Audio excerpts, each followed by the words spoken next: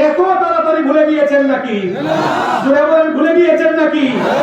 এখন কেউ কেউ বের হয়েছে, এই ছাত্ররা আওয়াজ তুলেছে, এদেরকে এই দেশে রাজনীতি করা সুযোগ দেওয়া হবে না। কিছু সুশীল নামের চুচিল বের হয়েছে, তাই আমরা নিষিদ্ধ করার কে 15 বছর পুতা খাইয়া এখনো তোমরা ঠিক হও না।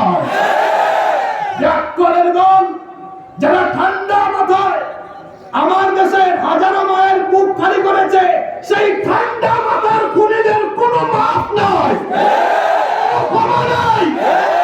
এই জেনারেশন সি, এই ছাত্র তরুণদের পালস যারা বাংলাদেশে বুঝবে না, তারা বাংলাদেশে রাজনীতি করার সুযোগ পাবে না। এটা আমার কথা নয়। বসেন, কথা বলতেন।